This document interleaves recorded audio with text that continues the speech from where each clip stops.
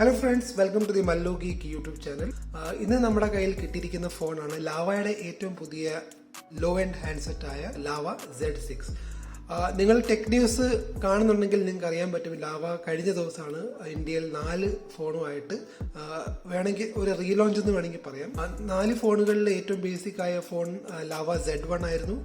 അതുകൂടാതെ lava Z2, Z4 and Z6 എന്ന 4 ഹാൻഡ്സെറ്റ്സ് ആണ് അവർ ഇന്ത്യൻ മാർക്കറ്റിൽ ഇറക്കിയത്. അതുകൂടാതെ അവർ പുതിയൊരു കോൺസെപ്റ്റും ഇന്ത്യൻ മാർക്കറ്റിൽ കൊണ്ടുവന്നു. ആദ്യമായിട്ട് നിങ്ങൾക്ക് നിങ്ങളുടെ ഫോൺ കസ്റ്റമൈസ് ചെയ്യാൻ പറ്റുന്ന ഒരു ഓപ്ഷൻ അവർ നൽകുന്നുണ്ട്. അപ്പം ഇതിൽ 2 കാറ്റഗറീസ് ഉണ്ട്. ഒന്നെങ്കിൽ നിങ്ങൾക്ക് നിങ്ങളുടെ ഫോൺ പർച്ചേസ് ചെയ്യുന്നതിന് മുമ്പ് തന്നെ എത്ര റാം വേണം, എത്ര സ്റ്റോറേജ് വേണം എന്നൊക്കെ, ഏത് ക്യാമറ വേണം നിങ്ങൾക്ക് ചൂസ് ചെയ്ത് അവരുടെ വെബ്സൈറ്റിൽ പോയി കസ്റ്റമൈസ് ചെയ്ത് നിങ്ങൾക്ക് ആ ഫോൺ ഓർഡർ ചെയ്യാവുന്നതാണ്. അത് അല്ലാതെ ലാവ Z2, Z4, Z6 എന്ന ഹാൻഡ്സെറ്റ് നിങ്ങൾ വാങ്ങിയതിന് ശേഷം നിങ്ങൾക്ക് അപ്ഗ്രേഡ് ചെയ്യാനുള്ള ഒരു ഓപ്ഷൻ ലാവ നൽകുന്നുണ്ട്. ഇതൊരു ഫസ്റ്റ് ടൈം കോൺസെപ്റ്റ് എന്ന് വേണമെങ്കിൽ പറയാം. UK-ലും യൂറോപ്പിലും ഒക്കെ മോഡുലർ ഫോൺ എന്നൊരു കോൺസെപ്റ്റ് ഉണ്ട്. മോഡൽ ഫോൺ എന്ന് വെച്ചാൽ നിങ്ങൾക്ക് ഇൻഡിവിജ്വൽ ആയിട്ട് കമ്പോണൻറ്റ്സ് മാറ്റി വീട്ടിലിരുന്ന് തന്നെ അത് മാറ്റാവുന്ന ഒരു ഫെസിലിറ്റി ഉണ്ട്. ആ ഒരു ബ്രാൻഡിന്റെ പേരാണ് ഫെയർ ഫോൺ എന്നൊരു ബ്രാൻഡ്. യൂറോപ്യൻ മാർക്കറ്റിൽ വളരെ ഫേമസ് ആണ് ഈ കോൺസെപ്റ്റിന്. പക്ഷേ അവരുടെ വ്യത്യാസം എന്താണെന്ന് വെച്ചാൽ നിങ്ങൾക്ക് അവിടെ മാനുവലി നിങ്ങളുടെ സാധനം ഓർഡർ ചെയ്ത് നിങ്ങൾക്ക് തന്നെ വീട്ടിലിരുന്ന് ആ ഫോൺ കസ്റ്റമൈസ് ചെയ്യാൻ പറ്റുന്നതാണ്. പക്ഷേ ആ ഒരു സ്ട്രാറ്റജി ഇന്ത്യൻ മാർക്കറ്റിൽ വർക്ക് ആവില്ലെന്ന് അവർക്ക് അറിയാവുന്നതുകൊണ്ടാണ് ലാവ കസ്റ്റമൈസബിൾ ഓപ്ഷൻ അവരുടെ സർവീസ് സെന്ററിൽ പോയി നിങ്ങൾക്ക് അപ്ഗ്രേഡ് ചെയ്യാവുന്ന ഒരു ഓപ്ഷൻ നിങ്ങൾക്ക് നൽകുന്നത്. എന്തായാലും ലാവ Z6 മൈക്രോമാക്സിന് ശേഷം ഇന്ത്യൻ മാർക്കറ്റിൽ അവരിറക്കുന്ന ഒരു ഇന്ത്യൻ മെയ്ഡ് ഫോൺ എന്ന രീതിയിലാണ് അവർ ഇറക്കുന്നത്. അപ്പോൾ എന്തായാലും നമുക്ക് അൺബോക്സിങ്ങിൽ ചെയ്ത് കഴിഞ്ഞ് ഇതിൻ്റെ സ്പെസിഫിക്കേഷൻ എന്തൊക്കെയാണെന്നൊക്കെ നമുക്ക് ഡീറ്റെയിൽ ആയിട്ട് നോക്കാം. പിന്നെ മൈക്രോമാക്സിൻ്റെ Note 1 നമ്മുടെ കയ്യിൽ ഓൾറെഡി ഉണ്ട് എന്ന് നിങ്ങൾക്കറിയാം. അതിൻ്റെ അൺബോക്സിംഗ് വീഡിയോ നിങ്ങൾ കണ്ടു കാണും. അതിൻ്റെ വീഡിയോ കണ്ടിട്ടില്ലെങ്കിൽ ഞാനിവിടെ ഒരു ലിങ്ക് ഇടുന്നതാണ്. മൈക്രോമാക്സിൻ്റെ Note 1 നമുക്ക് ഇതൊന്ന് കമ്പയർ ചെയ്യുന്നുണ്ട്. കാരണം ഇതിൻ്റെ പ്രൈസിങ് ഓൾമോസ്റ്റ് സെയിം ആണ്. ഈ ഫോണിൻ്റെ പ്രൈസ് 9,999 ആണ്. മൈക്രോമാക്സ് എനിക്ക് തോന്നുന്നത് 10,999 ആണെന്ന് എനിക്ക് തോന്നുന്നത്. അപ്പം അധികം പ്രൈസ് ഡിഫറൻസ് ഇല്ല. അപ്പോൾ എന്തായാലും നമുക്ക് അൺബോക്സിങ്ങിലേക്ക് കിടക്കാം. അതിനു മുമ്പ് നമുക്ക് ഇതിൻ്റെ ബാക്ക് പാനലിൽ ഒന്ന് സ്പെസിഫിക്കേഷൻ നോക്കിക്കളയാം. അപ്പോൾ ഇവിടെ നിങ്ങൾക്ക് കാണാൻ പറ്റും, മീഡിയാടെക്കിൻ്റെ ഹീലിയോ G35 പ്രോസസ്സറാണ് ഇത് യൂസ് ചെയ്യുന്നത്. അപ്പോൾ ഇത് നിങ്ങൾ മൈക്രോമാക്സിനെ അപേക്ഷിച്ച് നോക്കുകയാണെങ്കിൽ ഇത് കുറച്ച് ഒരു ലോ എൻഡ് പ്രോസസ്സറാണ്. കാരണം നിങ്ങൾക്ക് മൈക്രോമാക്സിൽ G85 പ്രോസസ്സറാണ് നിങ്ങൾക്ക് കിട്ടുന്നത്. പിന്നെ ബാക്കിൽ നമുക്ക് 13+5+2 മെഗാ പിക്സൽ ക്യാമറ സെറ്റപ്പ് ഉണ്ട്. പിന്നെ 16 മെഗാ പിക്സൽ സെൽഫി ക്യാമറയാണ്. 6.5 ഇഞ്ച് HD ഡിസ്പ്ലേ ആണ് ഇവിടെ കിട്ടുന്നത്. മൈക്രോമാക്സിൽ നിങ്ങൾ നോക്കുകയാണെങ്കിൽ നിങ്ങൾക്ക് ഫുൾ HD പാനൽ കിട്ടുന്നുണ്ട്. ബാറ്ററി കപ്പാസിറ്റി സെയിം ആണ്, 5000 mAh ബാറ്ററിയാണ്. പക്ഷേ എനിക്ക് തോന്നുന്നത് ഇവിടെ നമുക്ക് 10 വാട്ട് ചാർജിങ് സപ്പോർട്ട് മാത്രമേ ഉള്ളൂ. മൈക്രോമാക്സിൽ 18 വാട്ട് ഫാസ്റ്റ് ചാർജിങ് ഉണ്ട്. പിന്നെ മിലിറ്ററി ഗ്രേഡ് സർട്ടിഫിക്കേഷൻ എന്നിവിടെ എഴുതിയിട്ടുണ്ട്. അതിൻ്റെ ഒഫീഷ്യൽ സർട്ടിഫിക്കേഷൻ ആണോ അതോ ലാവ സെൽഫ് സർട്ടിഫൈ ചെയ്തതാണോ എന്ന് എനിക്കറിയില്ല. എന്തായാലും ഇതിൻ്റെ അർത്ഥം ഇത് കുറച്ച് ടഫ് യൂസിന് പറ്റുന്ന ഒരു ഫോണാണ്. അപ്പോൾ നിങ്ങൾക്ക് കുറച്ച് താഴെ വീണാലും അധികം കുഴപ്പമില്ലെന്ന് അവർ ക്ലെയിം ചെയ്യുന്നുണ്ട്. പിന്നെ കോർണിംഗ് ഗൊറില്ല ഗ്ലാസ് 3 പ്രൊട്ടക്ഷനോട് കൂടിയാണ് ഇത് വരുന്നത്. പിന്നെ ഇവിടെ നമുക്ക് മാനുഫാക്ചറിങ് ഡീറ്റെയിൽസ് ഒക്കെ ഉണ്ട്. ഇവിടെ നമുക്ക് പ്രൈസിങ് എന്താണെന്ന് ഒന്ന് നോക്കിക്കളയാം. അപ്പം ജനുവരി 2021 മാനുഫാക്ചർ, ഇവിടെ പ്രൈസിങ് 10,999 ആണ് എഴുതിയിരിക്കുന്നത്. എന്തായാലും നമുക്കിനി നമ്മുടെ അൺബോക്സിങ്ങിലേക്ക് കിടക്കാം.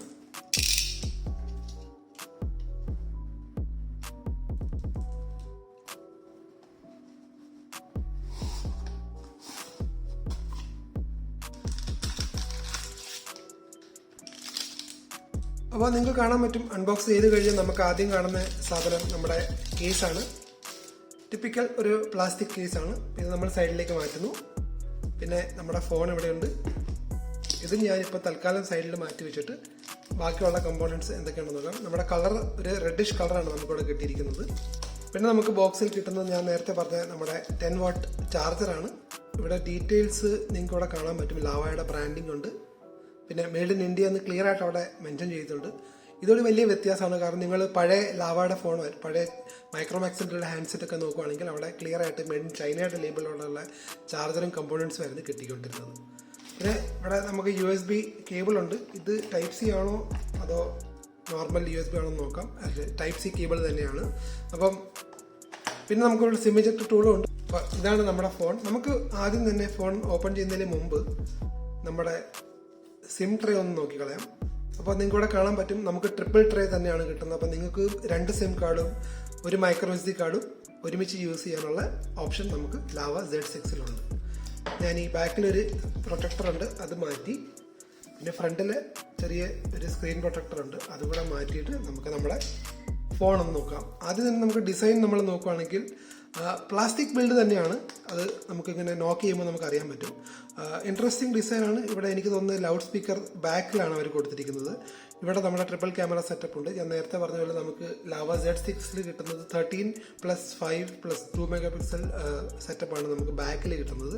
ഇവിടെ റിയർ മൗണ്ടഡ് ഫിംഗർ പ്രിന്റ് സ്കാനറുണ്ട്, ലാവയുടെ ബ്രാൻഡിംഗ് ഉണ്ട്. ഫ്രണ്ടിലേക്ക് നമ്മൾ പോകുകയാണെങ്കിൽ നമുക്ക് കിട്ടുന്നത് ഒരു 6.5 ഇഞ്ച് HD ഡിസ്പ്ലേ ആണ് നമുക്ക് ഇവിടെ കിട്ടുന്നത്. അതാണ് വലിയൊരു വ്യത്യാസമാണ്. നമ്മുടെ മൈക്രോമാക്സ് ഇന്നോട്ട് 1-നെ അപേക്ഷിച്ച് നമ്മൾ നോക്കുകയാണെങ്കിൽ നമുക്ക് ഡിസ്പ്ലേ റെസൊല്യൂഷൻ കുറച്ച് കുറവാണ്. ഇത് നമുക്ക് ഡിസൈൻ ഓവർ ചെയ്യാൻ നോക്കിയാലും ഈ നമ്മൾ സൈഡിലേക്ക് പോകണമെങ്കിൽ ഞാൻ ഈ സൈഡിൽ നിങ്ങൾ കണ്ടു കാണും, ഇവിടെ നമുക്ക് സിം ട്രേ ആണ് കിട്ടുന്നത്. ബോട്ടം സൈഡിൽ നമ്മൾ നോക്കുകയാണെങ്കിൽ നമുക്കിവിടെ നമ്മുടെ Type-C ചാർജിങ് പോർട്ട്, പ്രൈമറി മൈക്രോഫോണും ഒരു 3.5mm ജാക്കും നമുക്കിവിടെ കിട്ടും. പിന്നെ നമ്മുടെ ഇവിടെ സ്റ്റാൻഡേർഡ് വോളിയൂം റോക്കർ ബട്ടൺസ് ഉണ്ട്. പിന്നെ ഇത് നമ്മുടെ പവർ ബട്ടണാണ്. ഓവറോൾ നോക്കുകയാണെങ്കിൽ ബിൽഡ് ക്വാളിറ്റി എനിക്ക് ഡീസൻ്റ് ആയിട്ട് തന്നെ തോന്നുന്നു. എനിക്ക് ആക്ച്വലി മൈക്രോമാക്സിനെ കുറച്ചുകൂടെ ബെറ്റർ ആയിട്ടാണ് ഇത് തോന്നുന്നത് ബിൽഡ് ക്വാളിറ്റിയിൽ. എന്തായാലും നമുക്കിനി ഫോൺ ഓൺ ചെയ്ത് നോക്കാം. അപ്പം ആൻഡ്രോയിഡ് ലോഗോ ഒക്കെ ഉണ്ട്. മൈക്രോമാക്സ് പോലെ തന്നെ ലാവയും ഇത്തവണ സ്റ്റോക്ക് ആൻഡ്രോയിഡ് എക്സ്പീരിയൻസ് ആണ് നിങ്ങൾക്ക് നൽകാൻ പോകുന്നത്. 2 അഡ്വാൻറ്റേജ് ഉണ്ട് ഈ ഒരു റൂട്ട് ഫോളോ ചെയ്യുന്നതിൽ. കാരണം അവർക്ക് സോഫ്റ്റ്വെയർ കസ്റ്റമൈസേഷൻ അധികം ചെയ്യാൻ അവർക്ക് ഇൻവെസ്റ്റ്മെൻറ്റ് ചെയ്യേണ്ട, സോഫ്റ്റ്വെയർ എഞ്ചിനീയേഴ്സിനെ ഹയർ ചെയ്യേണ്ട ആവശ്യമില്ല. അതുകൂടാതെ നമ്മുടെ ഫോൺസിൽ ബ്ലോട്ട്വെയറും ആവശ്യമില്ലാത്ത ആപ്സും കാണാനുള്ള ചാൻസ് കുറയും. എന്തായാലും ഈ ഒരു കോൺസെപ്റ്റ് അവർ മുമ്പോട്ട് കൊണ്ടുപോകണമെങ്കിൽ നമ്മുടെ ഇന്ത്യൻ സ്മാർട്ട് ഫോൺ മാർക്കറ്റ് നല്ല ഇമ്പ്രൂവ്മെൻറ്റ് കാണാനുള്ള ചാൻസ് എനിക്ക് തോന്നുന്നുണ്ട്. അപ്പോൾ എന്തായാലും നമുക്ക് ഫോൺ ഒന്ന് സെറ്റപ്പ് ആക്കി കളയാം. അപ്പോൾ നമ്മുടെ ലാവ Z6-ന്റെ ഇനീഷ്യൽ സെറ്റപ്പ് ഞാനിവിടെ കംപ്ലീറ്റ് ആക്കിയിരിക്കുകയാണ്. നമുക്ക് ഇവിടെ കാണാൻ പറ്റും നമുക്കൊരു സ്റ്റോക്ക് ആൻഡ്രോയിഡ് UI ആണ് കിട്ടുന്നത്. ഡിസ്പ്ലേ നല്ലൊരു ഹൈ ക്വാളിറ്റി ഡിസ്പ്ലേ ആണെന്ന് തോന്നുന്നത്. വ്യൂയിങ് ആംഗിൾസ് അത്രയ്ക്ക് കുഴപ്പമില്ല. എന്തായാലും ഞാനിപ്പോൾ അൺബോക്സ് ചെയ്തതേ ഉള്ളൂ, അതുകൊണ്ട് എനിക്ക് കമൻറ്റ് ചെയ്യാൻ പറ്റില്ല. എന്തായാലും നമുക്ക് UI ഒന്ന് നോക്കാം. മൈക്രോമാക്സിൻ്റെ അത്രയും ഒരു സ്മൂത്ത്നെസ് എനിക്ക് ഇവിടെ തോന്നുന്നില്ല. എന്തായാലും അത് കുറച്ചുകൂടി ഒന്ന് കഴിഞ്ഞാൽ എനിക്ക് ഒരു ക്ലിയർ ആയിട്ടൊരു കമൻറ്റ് പറയാൻ പറ്റും. അപ്പോൾ എനിക്കൊരു 1-2 ആഴ്ച എടുക്കും ഈ ഫോണൊന്ന് റിവ്യൂ ചെയ്യണമെങ്കിൽ. കാരണം നമ്മുടെ മൈക്രോമാക്സിൻ്റെ റിവ്യൂവും പിന്നെ നമ്മുടെ ഷവമിയുടെ മീറ്റ് ആൻഡ് ഐയുടെ റിവ്യൂവും നമ്മുടെ പെൻഡിങ് ആണ്. അപ്പോൾ അത് കഴിഞ്ഞിട്ട് ഞാൻ മിക്കവാറും ലാവ Z6-ന്റെ ഒരു റിവ്യൂ ചെയ്യൂ. എന്തായാലും നമുക്ക് സോഫ്റ്റ്വെയർ സെറ്റിംഗ്സിലും പോയി ഫീച്ചേഴ്സ് ഒന്ന് നോക്കിക്കളയാം. ഇവിടെ ആദ്യം തന്നെ നമുക്ക് സ്റ്റോറേജ് നോക്കാം. നമുക്കിവിടെ കിട്ടിയിരിക്കുന്നത് 64GB വേരിയൻ്റ് ആണ്. അപ്പോൾ ഇതിൽ 9GB ഓൾറെഡി യൂസപ്പ് ആയിട്ടുണ്ട്. മൈക്രോമാക്സ് വെച്ച് കമ്പയർ ചെയ്ത് നോക്കുകയാണെങ്കിൽ ഓൾമോസ്റ്റ് സെയിം ആണ്. അവിടെ നമുക്ക് 8.45 43GB എന്തോ ബാക്കിയുണ്ടായിരുന്നു. അബൌട്ട് ഫോണിൽ നമ്മൾ നോക്കുകയാണെങ്കിൽ നമുക്കിവിടെ ലാവയുടെ മോഡൽ നമ്പറും ബാക്കി ഡീറ്റെയിൽസ് ഇവിടെ കാണാം. സോഫ്റ്റ്വെയർ വെർഷൻ നമുക്കൊന്ന് നോക്കാം. ആൻഡ്രോയിഡ് വെർഷൻ നിങ്ങൾക്ക് ഇവിടെ കാണാൻ പറ്റും. ആൻഡ്രോയിഡ് വെർഷൻ 10 ആണ്. ഇതിൻ്റെ സെക്യൂരിറ്റി പാച്ച് മൈക്രോമാക്സിനേക്കാളും കുറച്ചുകൂടെ റീസെൻ്റ് ആണ്. കാരണം ഇത് ഡിസംബർ സെക്യൂരിറ്റി പാച്ചാണ് നമുക്കിവിടെ കിട്ടുന്നത്. മൈക്രോമാക്സിൽ നമുക്ക് കിട്ടിയത് നവംബർ സെക്യൂരിറ്റി പാച്ച് ആയിരുന്നു. അപ്പം ഇതാണ് നമ്മുടെ സ്റ്റോക്ക് ആൻഡ്രോയിഡ് UI. നമുക്ക് ഏതെങ്കിലും അൺവാണ്ടഡ് ആപ്സ് ഉണ്ടെന്ന് നോക്കാം. ഫേസ്ബുക്ക്, ഷെയർ ചാറ്റ്, അങ്ങനെ ചില ആപ്സുകൾ മാത്രമുള്ള ഒരു FM റീഡുള്ളൂ. പക്ഷേ നിങ്ങൾക്ക് അത് യൂസ് ചെയ്യണമെങ്കിൽ ഒരു ഹെഡ്ഫോൺ യൂസ് ചെയ്യേണ്ടി വരും ആൻറ്റിനായിട്ട്. പിന്നെ ഒരു യൂസർ ഗൈഡ് ഒക്കെ കൊടുത്തിട്ടുണ്ട്. ഇനി നമുക്ക് നമ്മുടെ ലാവ Z6-ന്റെ ക്യാമറ UI ഒന്ന് നോക്കാം. അപ്പോൾ സ്റ്റോക്ക് ആൻഡ്രോയിഡ് UI തന്നെയാണ് നമുക്കിവിടെ കിട്ടുന്നത്. നിങ്ങൾക്ക് കാണാൻ പറ്റും ഇവിടെ ബൈ ഡിഫോൾട്ട് ഇത് ഫോട്ടോ മോഡിലാണ്. ഇവിടെ ഒരു ബോക്കെ ഓപ്ഷൻ ഉണ്ട്, പിന്നെ നമ്മൾ വീഡിയോ, പിന്നെ ഒരു dedicated beauty mode, slow motion mode, പിന്നെ ഒരു നൈറ്റ് മോഡ് ആണ് നമുക്കിവിടെ കിട്ടുന്നത്. അപ്പം മൈനർ കസ്റ്റമൈസേഷൻ ഇവർ ചെയ്തുള്ളൂ. ഇതിൻ്റെ UI എനിക്ക് മൈക്രോമാക്സിനേക്കാളും കുറച്ചുകൂടെ ഒന്ന് ബെറ്റർ ആയിട്ട് തോന്നുന്നുണ്ട്. അതിൻ്റെ കളർ ഒക്കെ. ഫോട്ടോയിൽ പോയി നമുക്കൊന്ന് സെറ്റിങ്സ് നോക്കാം. അപ്പോൾ ഇവിടെ ഇതൊക്കെയാണ് നമുക്ക് ഇവിടെ കാണാൻ പറ്റുന്ന സെറ്റിങ്സ്. പിക്ചർ സൈസ് നമുക്കിവിടെ സെലക്ട് ചെയ്യാം. 13 മെഗാപിക്സലും 9 മെഗാപിക്സൽ ഓപ്ഷനാണ് നമുക്കിവിടെ കിട്ടുന്നത്. ZSD എന്താണെന്ന് എനിക്ക് കറക്റ്റായിട്ട് അറിയില്ല. അത് നമുക്കൊന്ന് ഇൻവെസ്റ്റിഗേറ്റ് ചെയ്തിട്ട് എനിക്കത് പറയാൻ പറ്റും. Grid line, anti flicker, volume, finger capture അങ്ങനെ ഓപ്ഷൻസ് ഉണ്ട്. പിന്നെ ഇത് നമ്മുടെ ഫ്ലാഷ് ടോഗിളാണ്. മൈക്രോമാക്സിൽ കണ്ട പോലെ തന്നെ നമുക്കിവിടെ ഒരു ആർട്ടിഫിഷ്യൽ ഇൻ്റലിജൻസ് ഓപ്ഷൻ ഉണ്ട്. പിന്നെ ഇത് നമ്മുടെ ടൈമറാണ്. HDR ടോഗൽ ബട്ടൺ ഇവിടെയുണ്ട്. ബോക്കെ മോഡിൽ നമ്മൾ പോകുകയാണെങ്കിൽ ഇവിടെ നമുക്ക് അപ്പർച്ചർ കൂടുകയും കുറയ്ക്കുകയും ചെയ്യുന്നുള്ള ഓപ്ഷൻ ഇവിടെയുണ്ട്. വീഡിയോ മോഡിൽ നമുക്ക് റെസൊല്യൂഷൻ ഇവിടെ ഉണ്ടോ എന്ന് നമുക്ക് ഒന്ന് നോക്കാം. അപ്പം വീഡിയോ മോഡിൽ നമുക്കിവിടെ കാണാൻ പറ്റും electronic image stabilization by default on ആണ്. വേണമെങ്കിൽ അത് ഓഫ് ചെയ്യാം. മൈക്രോഫോൺ ഓൺ ആണ് ഒബ്വിയസ്ലി. പിന്നെ വീഡിയോ ക്വാളിറ്റി ഇവിടെ ഫ്രെയിം റേറ്റ് ഇവിടെ അവർ എഴുതിയിട്ടില്ല.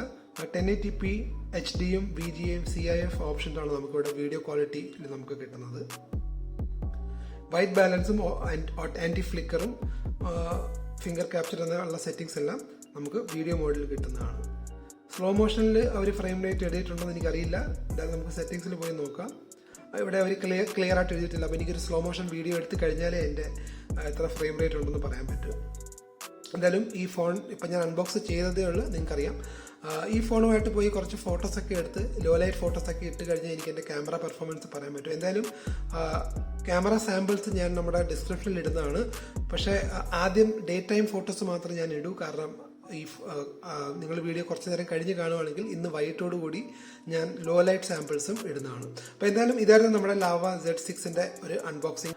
അവർ പറഞ്ഞിരിക്കുന്നത് ലാവ Z2ഉം Z4ഉം Z6ഉം ജനുവരി 11 മുതൽ ഓഫ്ലൈനും ഓൺലൈൻ മാർക്കറ്റിലും അവൈലബിൾ ആയിരിക്കുമെന്നാണ് പറഞ്ഞിരിക്കുന്നത്. പക്ഷേ ഞാൻ നോക്കിയിട്ട് അവർ ഈ ഫോൺ ഇതുവരെ സ്റ്റോക്കിൽ വന്നിട്ടില്ല.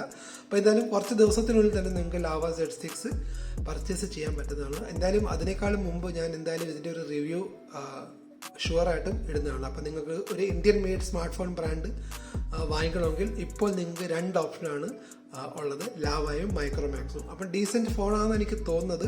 എന്നാലും നമ്മുടെ ലാവ Z6 മൈക്രോമാക്സ് ഇന്നോട്ട് 1നെ അപേക്ഷിച്ച് നോക്കുകയാണെങ്കിൽ കുറച്ച് ഒരു താഴേന്ന് വേണമെങ്കിൽ നമുക്ക് പറയാം. എന്തായാലും സോഫ്റ്റ്വെയർ പെർഫോമൻസ് കൂടെ എങ്ങനെയുണ്ടെന്ന് നോക്കിയിട്ട് എനിക്ക് ഒരു കംപ്ലീറ്റ് ഒരു കമൻറ്റ് പറയാൻ പറ്റും. എന്തായാലും നിങ്ങൾക്ക് ഈ അൺബോക്സിങ് വീഡിയോ ഇഷ്ടപ്പെട്ടെന്ന് കരുതുന്നു.